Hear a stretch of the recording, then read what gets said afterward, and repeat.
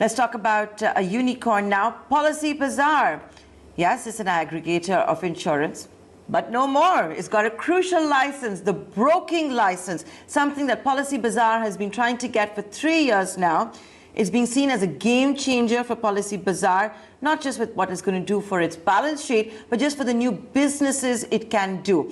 Talking to me about that will be the man in charge of Policybazaar, Yashish Dahiya, who's joining us live right here on this edition of Startup Central. Hi Yashish, it's always a pleasure talking to you.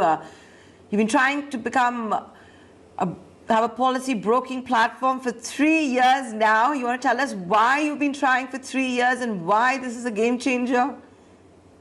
See, I think we basically were doing online insurance comparison and sales. And we obviously wanted to support our customers with physical presence as well. Let's say like a Lenskart has got physical stores along with similar approach we wanted to also have. However, for having that kind of an approach, you needed to be a broker as well, because a web aggregator can only do online business. And hence we needed plus we also wanted to do corporate business, SMEs, corporates, we wanted to do those businesses as well, because there are those consumers coming to our website to purchase those products. There is a whole new line of businesses possible under the point of sales presence guidelines. We were very keen on building that as well. However, a web aggregator was not authorized to do those businesses as well. So they were, the web aggregator license was helpful to a point in our growth. But at the next level of growth, it was stopping us. And so we had requested to, be accommodated within the broker regulations. There are more than 300 brokers in the country.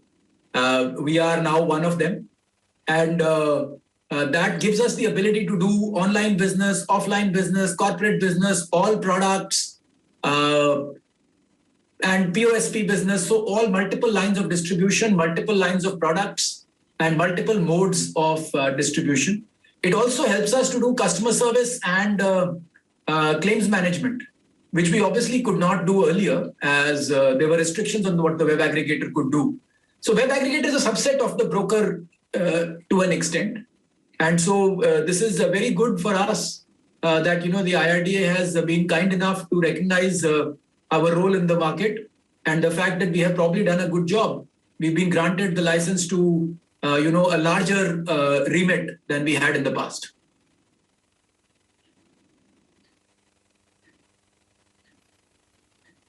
Okay, so tell us a little bit about how an aggregator is different from an insurance broker. Let me explain. So if you came to an aggregator website, you can do comparison there and you can purchase there. However, there are limitations in customer support, in claims management, and there are also limitations if you say want a service center, or if you want to get into a partnership with somebody, or if you have a shop and I want to insure your shop. Suppose you have a shop and you want to insure against fire, or theft of that shop. Then those products a web aggregator cannot do, because there are restrictions on what can be sold through a web aggregator, right? And hence, or if you want to do a point of sales presence. So suppose there is an individual who wants to sell motor insurance in your colony, and we can get him qualified and we can license him to sell motor insurance in your colony. Then that individual can do it for a broker, but he cannot do it for a web aggregator, right? So I think the point of sales presence aspect as well is very powerful. So all these different activities a broker can do, a web aggregator cannot do. A web aggregator is limited to just the online comparison and sale of products, and only those products which are allowed to be sold online. And there are some restrictions there.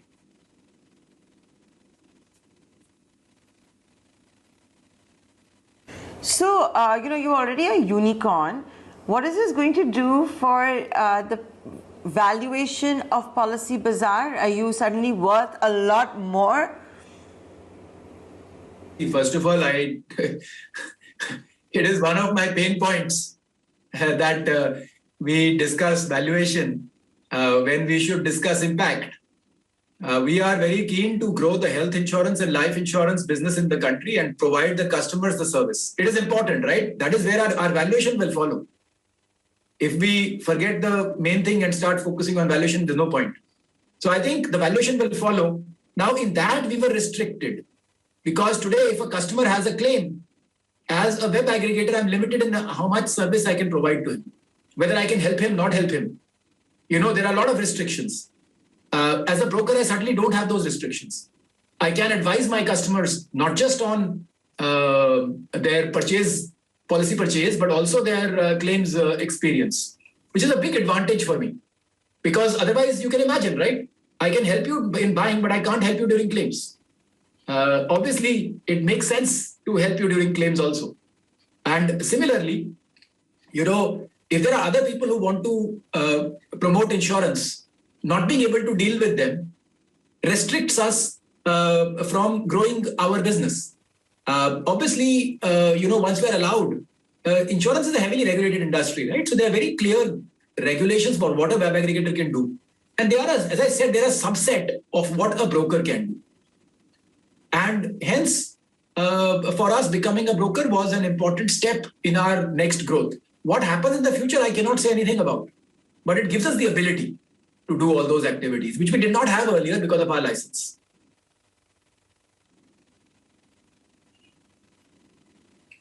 So tell me something, who you were competing with before the license would have been very different.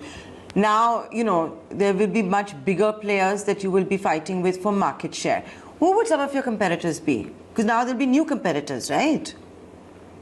I don't know who you would think about, but I think in the retail market, we are quite significant. There are not too many larger brokers than us. Yeah? We would be one of the largest brokers also, both online and offline. So yes, it's a very dispersed industry. There are 400 brokers. We may have a few percent of the overall market, and we will obviously grow our market and grow our market share. What that means is we'll expand the insurance industry.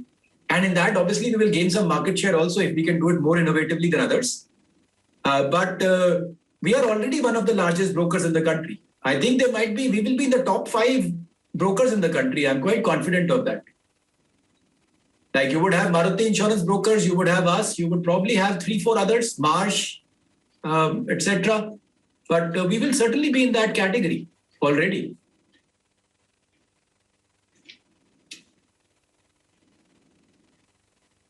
Yeah, I know you said you want to talk about impact. Now, one of the biggest impact this will have will be, of course, on just how much more you can do, the employment that you can generate, the more business that you can do. And I'm sure a lot of this also helps when you have plans for an IPO. This is all coming before the IPO. It must help, surely. I don't think that way. On the employment part, yes. This will allow us to employ maybe 20 times more people than we had in the past. There is no doubt about that. I don't think anything meaningful will be delivered before IPO. Right? Because, the time frame will not be that far away. But I think this, having flexibility, if you are allowed to do A activity and you're suddenly allowed to do A and B and C and D and E, obviously your scope of, being able to conduct business increases. And hopefully, your reasons for not being able to grow are reduced. So hopefully you will, but please also appreciate we are in that zone when I cannot make forward-looking statements. So I don't want to talk about the future. And I'm doing that because from a regulatory perspective, I'm not allowed to speak about it. Not from IRDAI, from a public markets perspective, I'm not allowed to speak about the future. I can speak about the past and what our restrictions were, which have been removed. So have you hired bankers? Itna to bata sakte ho? What is it? Nayantara, I couldn't hear you properly. That you can at least tell us this much now. Are you looking to IPO in the next? I was saying that itna to bata sakte ho, sir. Are you looking to IPO in 6 to 7 months? Have you started getting IPO ready? not getting IPO ready, there would be no reason for me to be not talking about the future.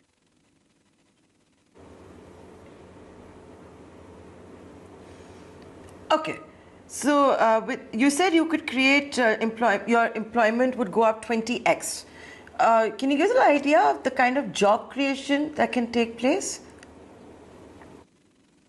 I wish our employment goes up 20x. See, Nayantara, don't put me in a legal difficult position. I cannot talk about the future. You see, all these things can have an impact on share price. So I don't want to talk about the future, please. Please appreciate, it's not because I'm a closed person. It is just these are legal I take norms, that point. Right? We cannot speak about them. We cannot speak about them.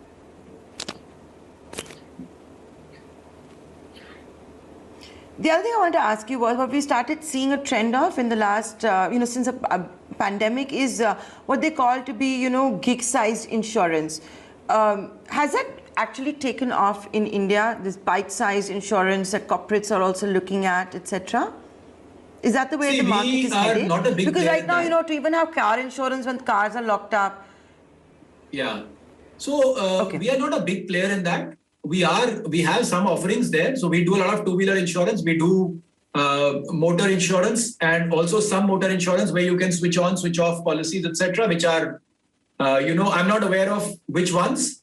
And I'm not even sure about this, but I think we have some of those. It's not a very meaningful part of the market yet. What we deal in is with real issues of death, disease, and disability of the middle class, which is a crying need in India. Please understand, India doesn't have two things. It doesn't have the past and it doesn't have the future. And it's very critical for us to all understand that. It does not have the social security network of the European nations, where the government takes care of the middle class, not the poor, right? It also is breaking away from the joint family system of the past, where, three generations were living together. So if one person had a difficulty, others chipped in. So we are in a very difficult phase. We haven't understood social security. We haven't understood insurance. And we are losing what was historically social security and insurance, which was a joint family system. So today, when a person living in Mumbai, first time, out of whatever, has a financial difficulty, they have a very difficult time. And that is exactly the time that insurance is meant for. And that is where Policybazaar, that is exactly what Policybazaar for the last 13 years has spent every energy trying to promote. And that is precisely why we have a brand. You get my point. So we're not interested in somebody spending 2 rupees to buy some insurance, which, is not very useful for them. We are. Okay. I'm going to now come to my final question to you, and we're running out of time. Since the outbreak of the pandemic, have you seen better and higher penetration of health insurance and of life insurance? See, it has become a more wanted product by consumers, but it is also more difficult to get because companies are very wary right now, and the reinsurers are very wary of how much risk to take on. During the pandemic, I can't comment because I don't have all the data, but it seems like claims ratios are going up, both on the death side as well as the health side. And the industry is quite worried about that. So fundamentally, yes, demand has gone up, but there is a bit of increased difficulty in getting those products, without a shadow of doubt.